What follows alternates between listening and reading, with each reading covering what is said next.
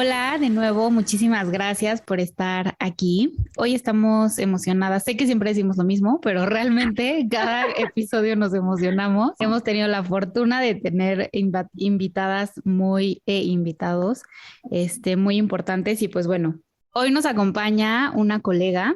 Ella es nutrióloga Jais, mamá, feminista, conferencista y docente. Les digo cómo se llama.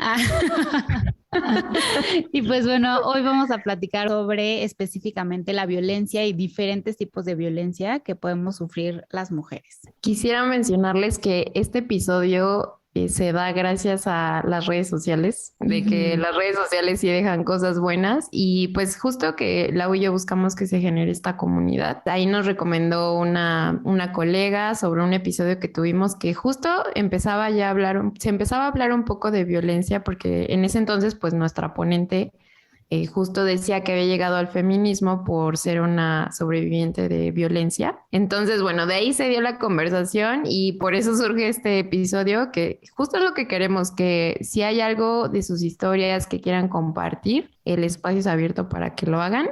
Y sí, como dice Lau, siempre decimos que estamos emocionadas, pero la verdad es que sí, porque creo que si a Lau y a mí algo nos gusta es también escuchar la historia de la persona que está detrás de la profesión o de, digamos, lo que se ve a simple vista. La historia de cada persona creo que nos enriquece muchísimo y al final responde a muchas preguntas de por qué hacemos lo que hacemos. Entonces, si quieres, Lau, dinos, ¿cómo se llama? ¿De La quién invitada estás de hoy. hablando? ¿De quién tanto hablamos? Pues bueno, muchísimas gracias por estar aquí y bienvenida Fernanda Mora. Hola chicas, Lau y Carla. Yo creo que yo estoy más emocionada que ustedes. La verdad es que tienen mucha razón en decir que las redes sociales, creo que cuando se saben usar, traen puras cosas buenas. Yo las encontré justo gracias a el episodio con Mariana Robles. Entonces empecé a escuchar sus episodios en Spotify y me encantó, de verdad me encantó y está padrísimo que abran espacios no solo para que hablemos de lo que hacemos muchas profesionales de la salud, sino también para compartir nuestras historias. Creo que una manera de detener la violencia es visibilizarla, ¿no? No podemos detener algo de lo que no se habla o algo que no se evidencia. Entonces, es de mucho valor que ustedes abran este tipo de espacios para que más y más se animen a hablar y para que a partir de las historias de otras, pues nos podamos construir entre todas. Entonces, nuevamente, Lau y Carla, muchas gracias por el espacio, por la invitación, por la atención, por todo lo que hacen. Está padrísimo. Ay, Fer, muchas gracias a ti. La verdad es que me encantó la frase que dijiste de las historias nos construyen a todas. Gracias por aceptar nuestra invitación y gracias por poner tu historia al servicio pues de quien te escuche y se sienta identificado, identificado o identificada. ¿Y qué te parece si empezamos con que nos cuentes cómo es que llegaste a ser nutrióloga JAES o nutrióloga de salud de todas las tallas? Pues mira, creo que fue como una serie, o sea, justo estaba yo como pensando en, ok, ¿cómo llegué yo a ser, o sea, cómo me encontré con JAES? Y fue toda una serie de eventos conectados entre sí para que yo llegara a decidirme por este enfoque que no es fácil, es ir contracorriente. Fueron varias cosas. La primera de ellas es que yo atravesé un episodio grave de anorexia y bulimia. Después de que me recuperé de ello, decidí ser mamá y la maternidad fue como lo que le puso la cereza al pastel para que yo me diera cuenta que el peso absolutamente no tenía nada que ver con la salud de una persona.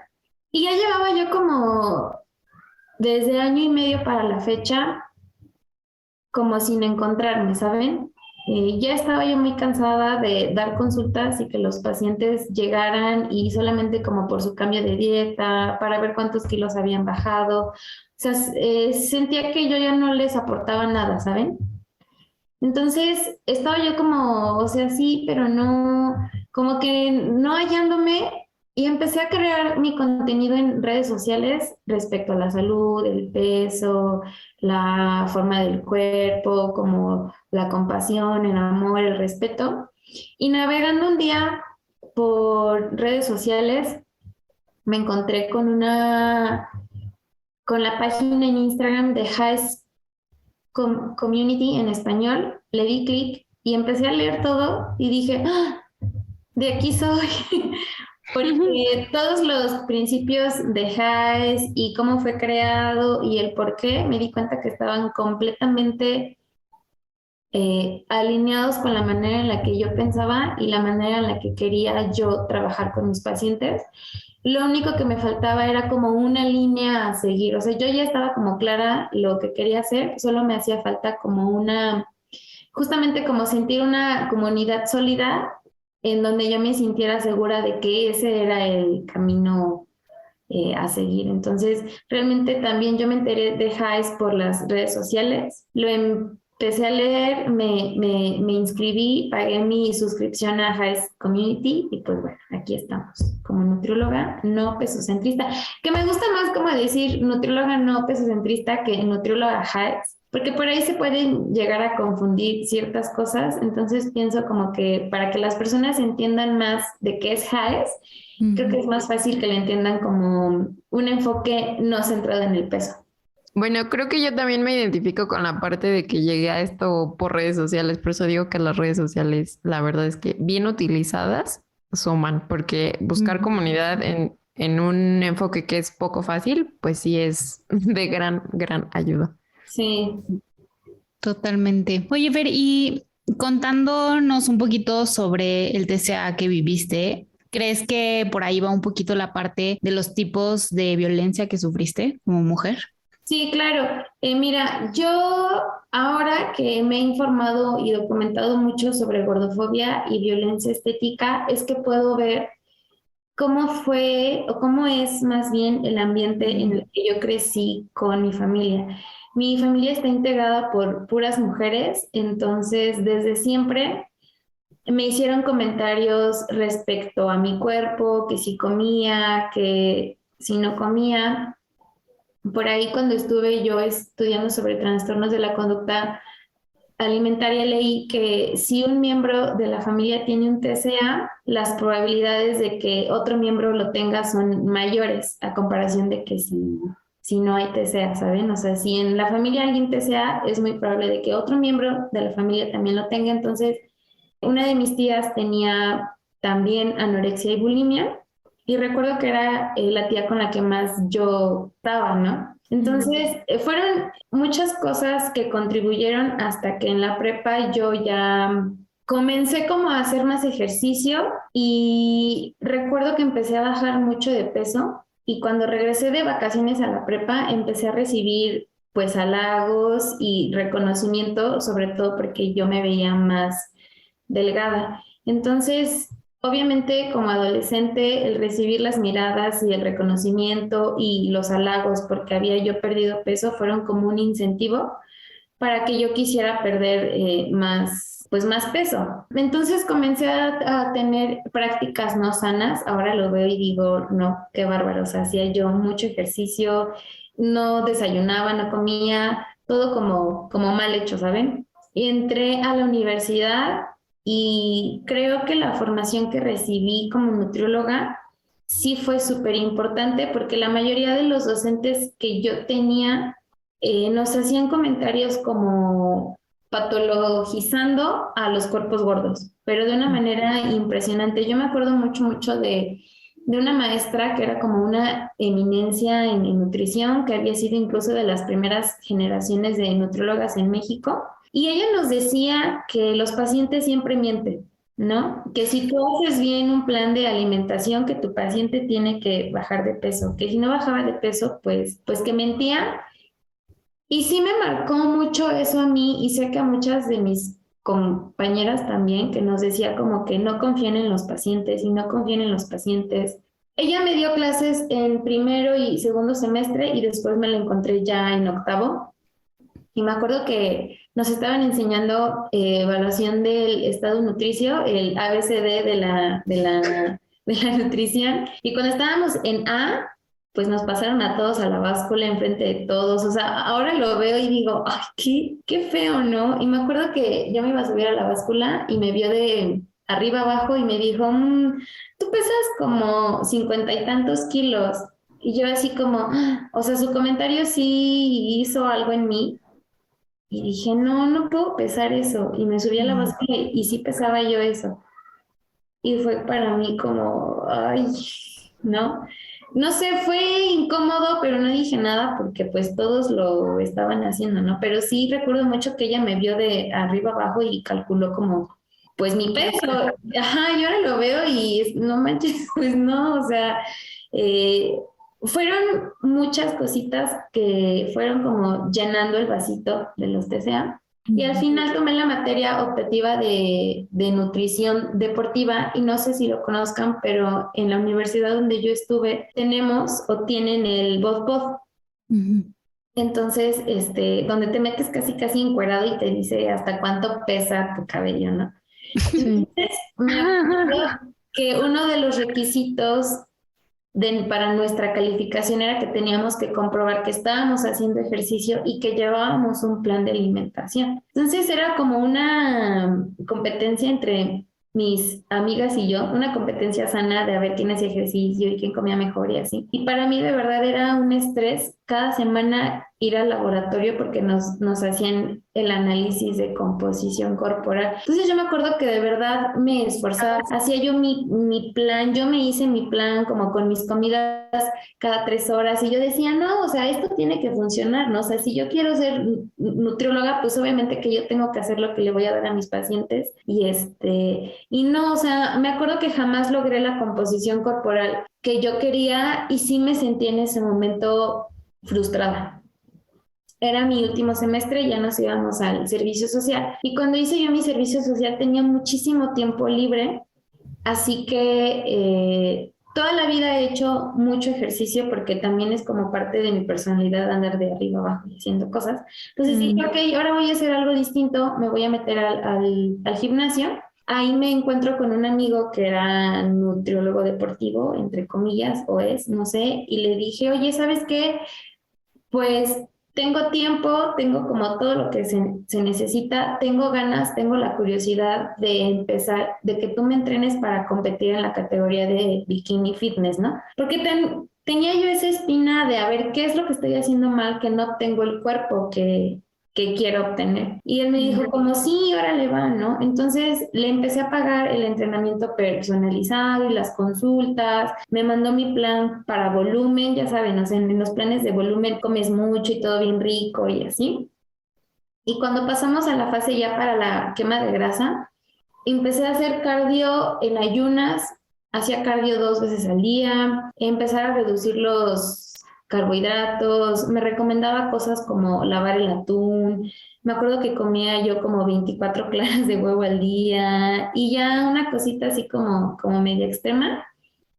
Y sí me sentía mal, obviamente por la falta de carbohidratos, y mi cuerpo se empezó a marcar, pero jamás llegué yo a lo que a lo que se necesitaba para una competencia. Y de verdad que yo me sacrificaba mucho, era en extremo disciplinada, perfeccionista, obsesionada con porciones, cantidades, tiempo de comida, como no me puedo pasar de gramo de carbohidratos porque si no, no voy a llegar a mi porcentaje de grasa. O sea, una cosa, era una obsesión.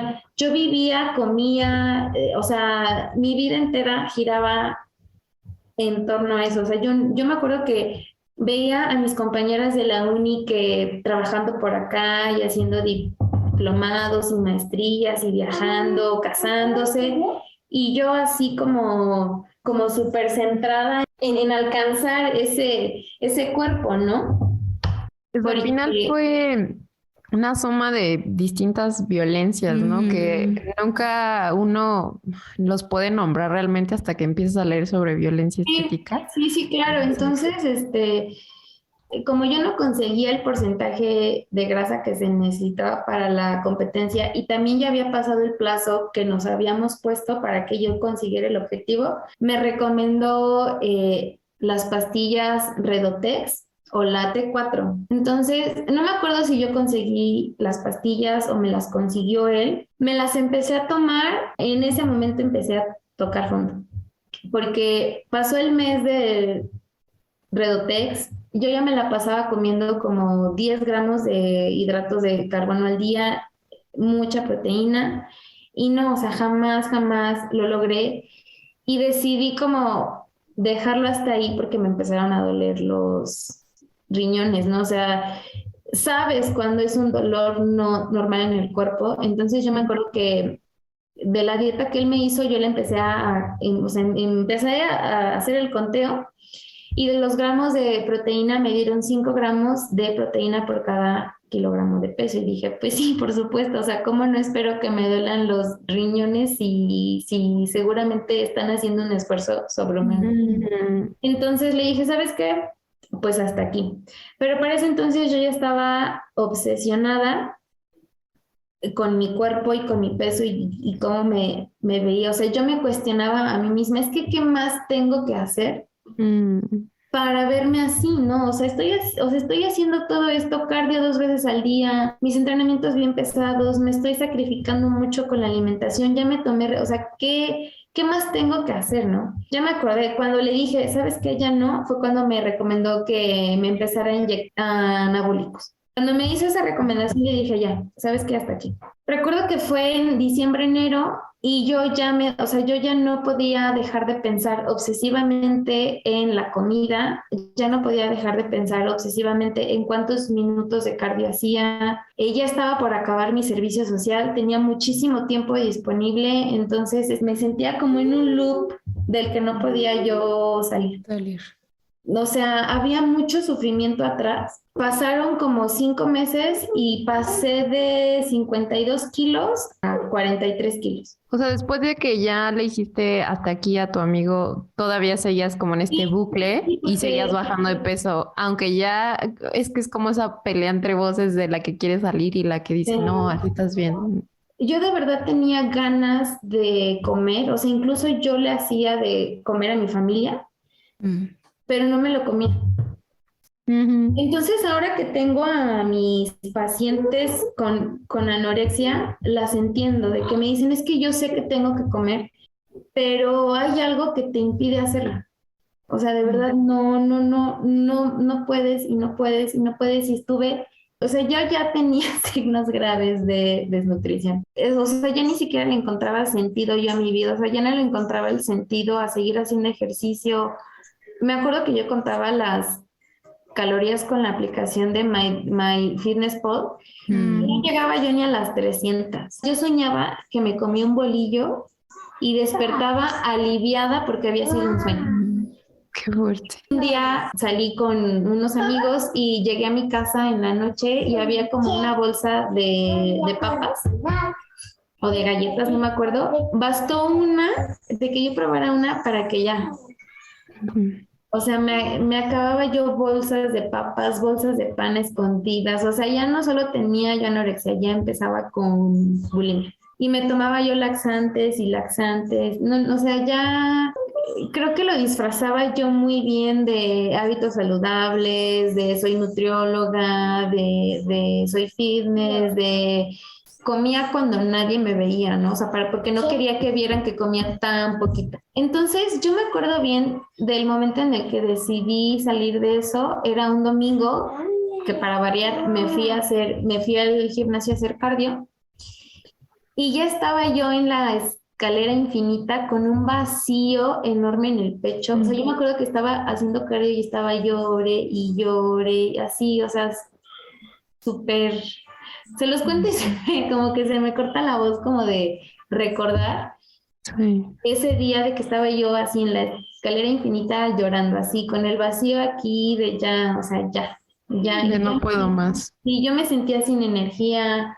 Entonces, para ese tiempo mi mamá se había encontrado con un excompañero de la secundaria que ahora es terapeuta con el enfoque humanista existencial. Mi mamá empezó a tomar terapia con él y yo la veía como muy bien, muy feliz, como muy realizada, y yo decía, es que yo es que yo quiero eso para mí. Entonces, ese día que me regresé del gimnasio, en el camino del gimnasio a casa de mi mamá había una iglesia y coincidentemente jamás antes yo había sido como de ir o sea, como de la religión o de algo así muy apartada, ¿no? Y no estaba ni como a la vista. Entonces me acuerdo que de regreso a mi casa estaba yo tan desesperado con un vacío enorme. No sé por qué en domingo la iglesia estaba vacía. Entré, me senté hasta enfrente del altar, vi la cruz y dije como, ayúdame. Y en ese momento le mandé un WhatsApp a mi mamá y le dije, oye mamá, ¿sabes qué? Ya no puedo más, llévame con Cheque, que así se llama el terapeuta. Mi mamá me dijo, sí, hija, ¿y cuándo quieres? Y le dije, ¿puede hoy, mamá? Y me dice, no, hija, hoy no puede, pero vamos el martes. Entonces ya fuimos el martes y me dice, ¿puedes venir una vez a la semana? Y yo, ¿se pueden dos? Ay, No. Y mi mamá siento que como con un poquito de culpa, porque desde que yo nací ella se la pasó trabajando, trabajando, trabajando, trabajando y seguramente no se dio cuenta en qué momento yo llegué a ese punto. Mi mamá me dijo, hija, lo que quieras yo te lo pago todo. O sea, yo te lo pago todo. Mi mamá me pagó la terapia en un mes, yo ya me sentía como en un 80% recuperada. O sea, no comía lo que yo quería comer, pero ya era yo, o sea, ya por fin me había atrevido a hablar de lo que yo tenía, ¿no? Y antes de ahondar más en este proceso de sanación, ¿a la par estabas viviendo otros tipos de violencia o eso fue en otra época de tu vida? No, ¿qué crees? Que a la par tenía yo una pareja que es el papá de mi hija y yo no me daba cuenta que estábamos como en una relación de abuso emocional. O sea, yo no me daba cuenta de eso. Obviamente con la terapia dije, no, pues aquí no es. Decidí terminar esta relación y ya a partir de ahí para mí fue todo como color de rosa, miel sobre hojuelas mi vida, hacía otros tipos de ejercicio, empecé a descubrir maneras de mover el cuerpo por gusto y no por obsesión. Comenzó este proceso de sanación con la comida, empecé a comer pan, tortilla, o sea, cosas que me gustaban mucho, ¿no? Entonces, ya pasó un año, yo regresé con el papá de mi hija y en ese momento yo ya tenía en mente ser mamá y le dije, ¿sabes qué? Pues me gustaría que fuéramos papás. Él me dijo, órale, va, sí. Y lo intentamos, me acuerdo que 6 meses hasta que quedé embarazada. En ese momento ya de los trastornos alimenticios ya estaban como en el olvido. Y pero pues obviamente yo quedé embarazada y otra vez empezó como el martirio, ¿no? O sea, otra vez la violencia, el abuso, él como que se desapareció. O sea, emocionalmente viví un embarazo muy diferente a lo que yo tenía planeado. Nació mi hija. Y 5 meses después de que nació mi hija ya fue cuando vivimos el evento de violencia con él, ¿no? O sea, él nos pegó a ella y a mí, mi hija chiquita. O sea, fue algo feo, muy, muy, muy feo. En esos 5 meses después de que ella nació, otra vez yo empecé a tener estos ataques de ansiedad que tenía cuando estaba como en el hoyo de los trastornos alimenticios. Entonces, jamás me había provocado el vómito hasta que fui mamá. Wow. Entonces, Fue una forma de, pues, liberar todo lo que te estaba pasando. Sí, entonces, claro. Entonces ahora, todo esto que yo viví y llegan las pacientes y me cuentan como lo que ellas viven. Y yo decirles como, pues es que tienes que comer por salud, cuando muchas veces el estar en contacto con los alimentos nos genera mucho dolor. y una manera de comer o de no comer es para aliviar el dolor, y lo sé porque yo lo viví, ¿no? O sea, yo sabía que vomitar estaba mal, pero era justo una manera de sacar lo que no podía yo sacar, ¿no? Ese evento de violencia con él, obviamente fue la cereza del pastel. Había muchos otros eventos de violencia que yo había vivido con él. Y ahora que lo veo en retrospectiva, digo, claro, es que vomitar para mí era como tratar de sacar algo que no podía yo sacar, porque de hecho lo estoy haciendo público en este momento, ¿no? O sea, mi mamá o mi familia supo que yo vivía violencia con él hasta ese momento en el que ya me pegó, yo me tuve que esconder en el baño con mi hija, no, o sea, fue horrible, horrible, horrible. O sea, hasta ese momento mi familia supo, pero todo lo que yo viví en esos 5 meses aislada, otra vez fue como el retorno a los trastornos alimenticios. Entonces, por eso a mí ahora que veo muchos profesionales de la salud que critican y que juzgan a las personas que tienen una mala relación con la comida, se me hace tan poco empático, porque es como, oye, es que no sabes que los alimentos pueden ser el único refugio para una persona. Sí. O no sabes que están evitando sentir dolor, ¿no? O sea, se me hace una visión tan reducida de lo que la alimentación es. O sea, sería muy reduccionista de nuestra parte decir que la alimentación solo es para nutrirnos. O sea, ahora veo que hay una parte psicológica y una parte social que a veces los profesionales de la salud, de la salud la tenemos muy olvidada. A mí cuando empecé con esto de la alimentación intuitiva, hice una guía, ¿no? Como una guía para que el paciente conozca su cuerpo.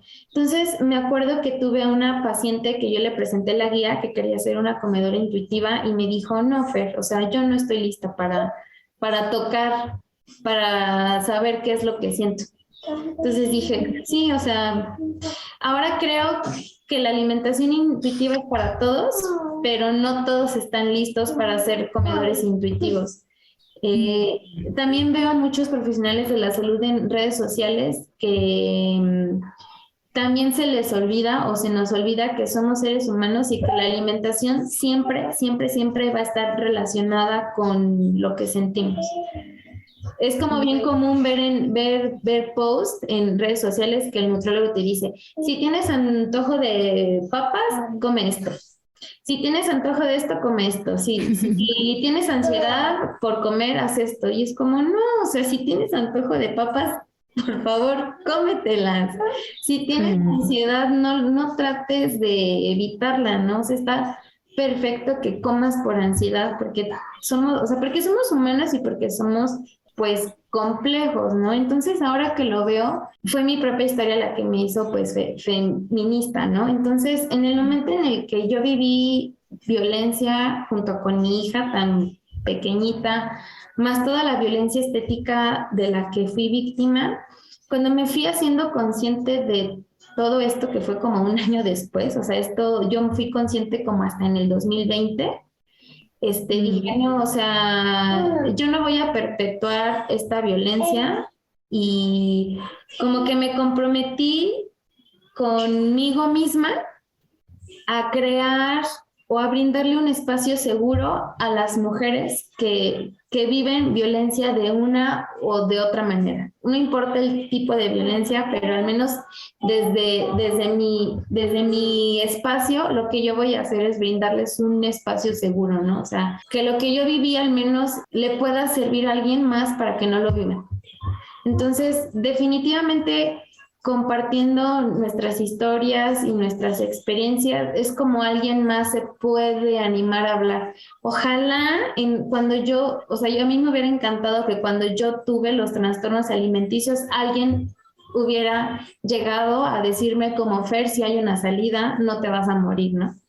Nunca nadie me lo dijo, y ahora es como todo lo que hago en redes sociales y el activismo, poco o mucho que tengo, es justo como para mandar este mensaje de, oye, sí hay una salida a la violencia, ¿no? O sea, la muerte no es la salida, porque es duro decirlo y creo que pocas hablan de eso, pero, o sea, yo pensaba en morirme, ¿no? O sea, digo, jamás intenté algo, pero yo pensaba en morirme, tanto en los trastornos alimenticios como en la relación de violencia que viví con mi expareja. Dije, la salida de esto es la muerte, ¿no? Entonces, ahora en este punto de mi vida, el mensaje que yo quiero enviar es como si hay una salida, si puedes salir de ese círculo de violencia, ya sea contigo misma, con tu cuerpo, con tu alimentación, con una persona, con una empresa, con tu mamá, o sea, sí hay una salida.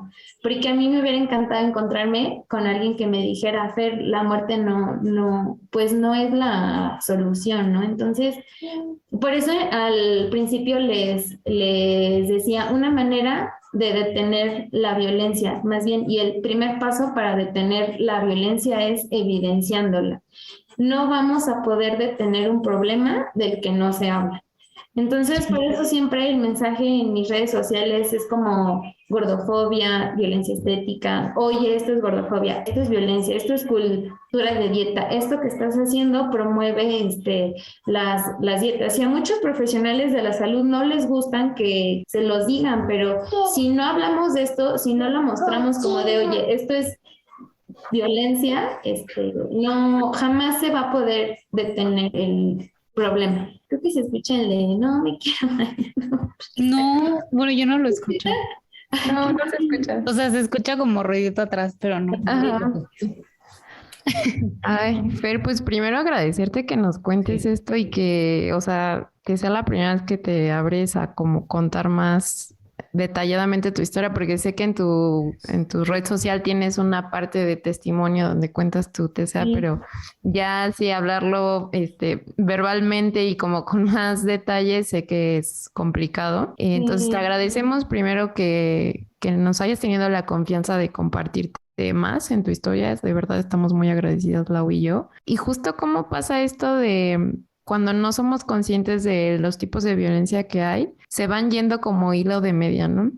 Incluso como hablan del violentómetro, de que primero a lo mejor es emocional y llega al punto en el que es físico, ¿no? Y en el tema de la cultura de la dieta empiezas como compensando en que, ay, voy a modificar mi cuerpo y luego empiezo con una dieta y luego paso con con pastillas y luego vomito y, o sea, son cosas que de verdad hay un punto en que se te van de las manos y sí, si no hay alguien que te diga, oye, esto que estás pasando no está bien, esto es un tipo de violencia, no te das cuenta hasta que ya pasaron muchos años y tocas fondo, porque creo que en tus dos violencias que sufriste, tipos de violencia, pues tocaste fondo realmente. Como también les comentaba, es muy fácil disfrazarlo y ocultarlo, sobre todo cuando hablamos de salud. La violencia es muy fácil de ocultar porque la tenemos muy normalizada. Todos los tipos de violencia. Hablando específicamente de cultura de dieta, creo que Raquel es la que decía que lo que ahora pensamos que un hábito saludable es como hacer dieta, o que la salud se parece a hacer dieta. No sé si me explico. Sí, sí, como que si piensas en cuidarte, lo primero que te viene a la cabeza es dieta y no mayor. Exactamente, y como lo tenemos súper normalizado, es como, pues estás haciendo dieta, entonces está bien. Exactamente. Hay pacientes que llegan y afortunadamente son la mayoría, digo afortunadamente porque buscan una salida, que ya están cansadísimos de las dietas, están cansados de los horarios, están cansados de claras de huevo, de atún, y buscan como alguien que les diga que les reafirme que su cuerpo tiene la razón. Y esto que les comento de que el primer paso para detener la violencia es visibilizarla, lo leí en la guía básica sobre gordofobia de Magdalena Piñeiro. Les recomiendo mucho, es como gordofobia para dummies, yo siento que es súper sencilla, es una lectura súper fácil y empezar a nombrar a la cultura de dieta y decirlo como es el primer paso para, pues para detenerla, ¿no? Y decir, oye, esto es un red flag, por ahí no es, oye, esto te puede detonar esto, lo otro y aquello, ¿no? Y entonces, y para muestra un botón, ¿no? O sea, pasé por todo eso, entonces es como, con mucha seguridad le puedo decir a mis pacientes como, esto es de riesgo, esto no, esto es de riesgo, esto no, esto sí, esto no. ¿Y cómo se ve claramente, Fer, en lo que nos contabas, que al final la alimentación era un poco lo que nos decías, ¿no? Solamente era el reflejo, o sea, el trastorno solamente era el reflejo de todo lo que estabas pasando, que al final Sí, fue lo que te ayudó y las conductas que hacías era para gestionar de cierta manera todo el dolor y el abuso que estabas teniendo por otro lado, que a su vez era un abuso, pues, indirectamente hacia ti. claro, y hasta que no lo leí, hasta que no le pude poner un nombre, fue como ya lo pude ver. Entonces, a veces creo que como nutriólogos, como nutriólogas, nos quedamos muy cortas ante lo que un paciente requiere, ¿no? O sea, creo que es totalmente trabajo del psicoterapeuta por completo, pero hace falta mucha formación dentro de las universidades, o sea, hace falta que dentro de las instituciones que están formando a los nutriólogos se hable de esto. Y es que creo que hasta nos enseñan a limitarnos porque te hacen sentir como, no, es que no debes de abordar otra cosa que no te corresponde. Y no digo que vayamos a dar terapia para lo que no estamos capacitados, no, Claro, pero tampoco como que cerrarle la puerta a ver que tu paciente es un todo y que si se está abriendo contigo a compartirte cosas, no le vas a decir, ah, no, no, eso no me corresponde. No, o sea, Cállese, cállese. sí, es sí, como, no, no. no, no, aquí, sí, no, sí, o sea, creo que hace mucha falta un programa o que se incluyan en todos los programas, pues, educativos que se hable de esto, ¿no? No sé si conocen a Victoria Lozada de Nutrition is the New Black. Mm. Sí. Y ella hablaba sobre, no sé si recuerdan que cuando empezó la pandemia, el gobierno de México abrió un portal en donde tú entrabas, metías tus datos, peso, edad, género, comorbilidades, y la página te decía cuál era el riesgo que tú tenías de desarrollar complicaciones por COVID. A mayor peso, mayor era la complicación. Entonces creo que eso contribuyó mucho a que muchos pacientes con cuerpos grandes o con cuerpos gordos empezaran a preocupar y a querer bajar de peso. Hace poco Vicky dijo, no, a ver, espérense, estos datos o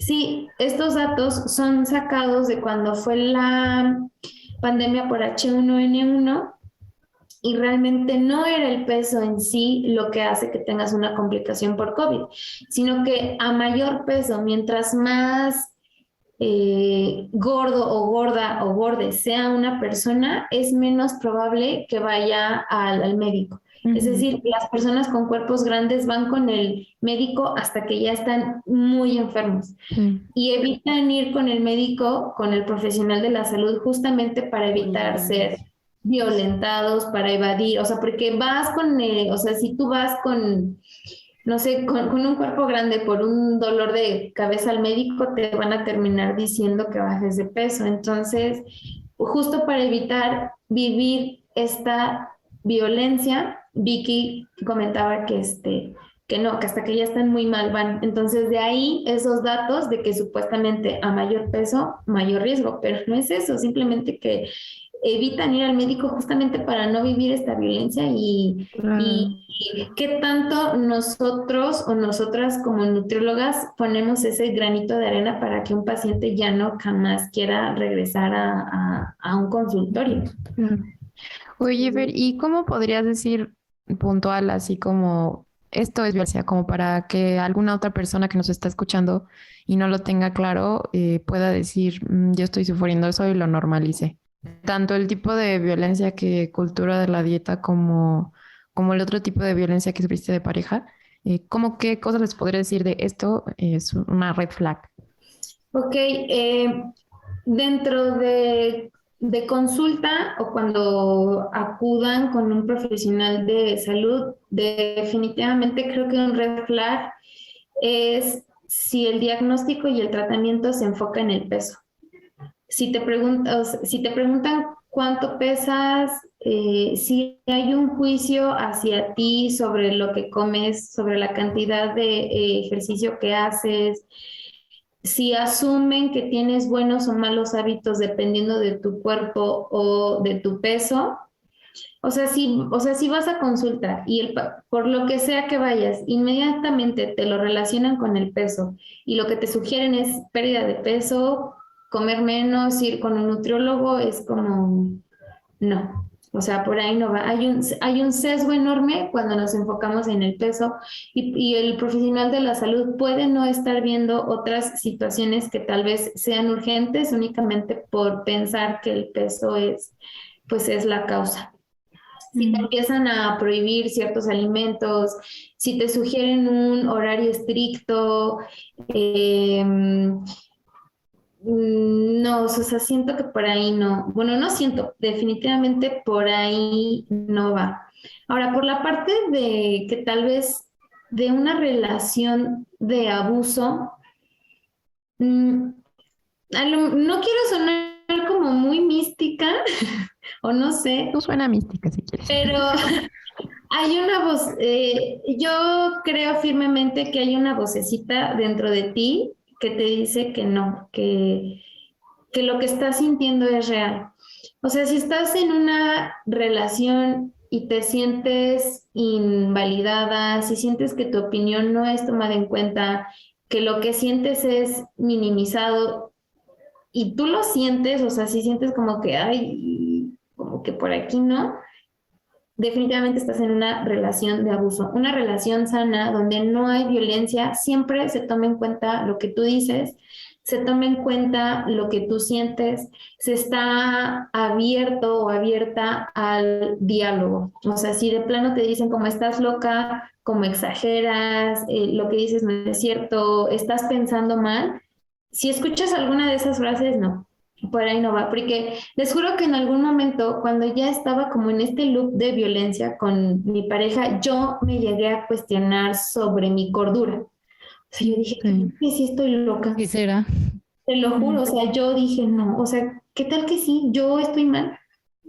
Entonces, ahora digo, no, es que como, ¿en qué momento llegué yo a eso, no? Y no, o sea, si estás escuchando este podcast y crees que, si crees que vives violencia, si lo dudas, muy probablemente sí estés viviendo violencia. O sea, si estás 100% segura de que no la vives, lo sientes. O sea, la certeza se siente en el cuerpo, ¿saben? La certeza de que no estás en una relación violenta la sientes en el cuerpo. Si dudas, si dices, híjole, ¿sí será, no será? O sea, si dudas es porque definitivamente sí estás en una relación de abuso, ¿no? Entonces, pues esa es como mi sugerencia, ¿no? O sea, si lo dudas, si por ahí algo te hizo ruido es porque muy probablemente sí estés en ese tipo de relación, ¿no? Y si ya llegas a cuestionar tu propia cordura es porque es un sí definitivo. Y pienso también en las personas que han sufrido trauma, que para ellas es más difícil detectar que como que esta intuición que te dice que algo no anda bien porque aprendieron a no escucharlo o a vivir así, es la normalidad. Ajá. El escuchar las historias de otras personas también es lo que te hace darte cuenta que algo no anda bien. Entonces, si también para ti ya es como la normalidad, escucha las historias de otras personas y ahí también encontrarás que hay otra forma de vivir. Sí, desafortunadamente no todas tenemos el privilegio o las posibilidades para acudir con un profesional de la salud, pero puedes haber salido de una relación de abuso y aún así no reconocer que viviste una relación de abuso. Mi salud mental se vio muy mermada, yo tenía episodios de ansiedad muy cañones, otra vez empezaba a sentir que mi vida no tenía sentido, empecé a tener problemas con mi pareja en ese momento. Decidí ir con la psicoterapeuta Y ella me dijo así como, Fer, lo que tú tienes es trastorno por estrés postraumático, o sea, y no necesitas vivir violencia física para desarrollar el TEP, o sea, basta con el abuso emocional para desarrollar el trastorno por estrés postraumático. Y hasta ese momento, hasta que un profesional de la salud no me lo dijo, yo no pude ver por completo todo el abuso al que yo estuve sometida antes de ese evento de violencia física. No. Cuando ya se llega a la violencia física es porque ya hay muchísimo abuso, manipulación, violencia pasiva detrás. Creo yo, bueno, no creo yo, estoy segura que mucho de cómo se vio afectada mi salud mental fue más por el abuso emocional que por el evento de violencia física. Pero hasta que un profesional de la salud no me lo dijo, yo no fui capaz de reconocerlo. Porque existe tal manipulación sobre la víctima que sí, de plano, el juicio, sí, por completo. Llega por completo. Sí, entonces, creo que también asistir a servicios profesionales de salud y de calidad es un privilegio enorme, enorme, enorme. O sea, cuando a mí me dieron ese diagnóstico, me acuerdo que lo primero que pensé fue, ¿cuántas mujeres no viven con TEP? ¿Cuántas mujeres no viven con ansiedad, con ataques de pánico como los que yo viví y ni siquiera saben qué es, ¿no? Aprovecho para hablarles sobre Daisy. Sí, de hecho, esa era la siguiente pregunta. Cuéntanos un poquito más. Fíjense que Daisy no es mía, yo colaboro con Daisy, o sea, yo soy colaboradora, pero el proyecto no es mío. Tal vez la conozcan, tal vez no. Esta chica que se llama Isabel Salas, ella es residente de Gineco, me parece que es de Culiacán y actualmente está haciendo la residencia en Guadalajara. Ella tuvo la idea de crear una app de telemedicina justamente para mujeres que no tuvieran las posibilidades ni económicas, ni de tiempo, ni de traslado. Tú la descargas, pagas una suscripción. El primer mes tú pagas 500 pesos y con eso ya tienes tu suscripción a Daisy y tu primer mes. Creo que la mensualidad está en 199. Por esos 199 tú tienes acceso a consulta de skincare, gineco, nutrición y psicología. Súper.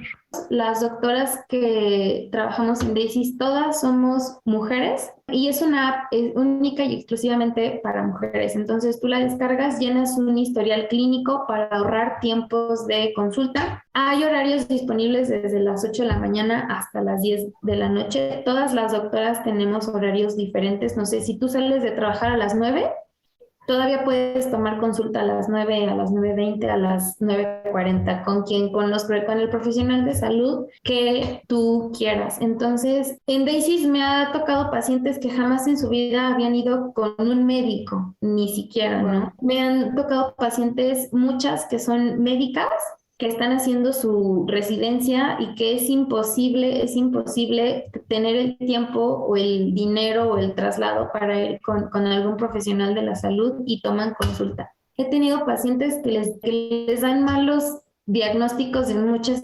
enfermedades. Llegan muchas chicas que supuestamente les diagnostican SOP y resulta que no les pidieron química sanguínea, ¿no? Que nada más con un ultrasonido ya les dijeron que tienen SOP. Entonces, por el volumen de pacientes que hay en Daisy, me puedo dar cuenta de cuánta falta hace que los profesionales en la salud sepan sobre gordofobia.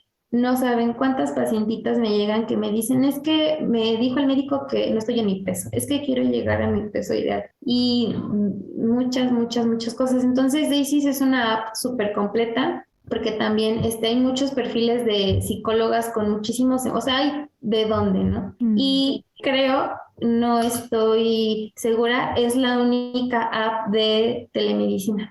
Tú como usuaria puedes estar en México, Estados Unidos, en Latinoamérica. Ya me tocó atender a una pacientita colombiana, otra que vive en Nueva York. Yo soy usuaria de Daisy también. para psicología y gineco. Entonces, es todo, creo que todo lo que ponga un granito de arena para reducir las opresiones a las que las mujeres estamos expuestas, vale la pena hablarlo y visibilizarlo y darle difusión, absolutamente todo. Totalmente. Entonces, sí. Gracias, pero igual lo vamos a poner en las notas del episodio, en la página, y para que lo tengan ahí presente. Sí, búsquenla, es literal DAISIS. La app está disponible para iOS, Android y su versión web. O sea, literal, si tú quieres tomar una consulta de sí, solo necesitas internet y un dispositivo móvil. Y listo. Buenísimo. Fer, y antes de que te nos vayas, nos gustaría que nos respondieras la pregunta de siempre. Bueno, que la hacemos a todos nuestros invitados, más bien, si tu cuerpo te hablara hoy, ¿qué te diría? Ay, voy a llorar con esa pregunta. Ay, qué...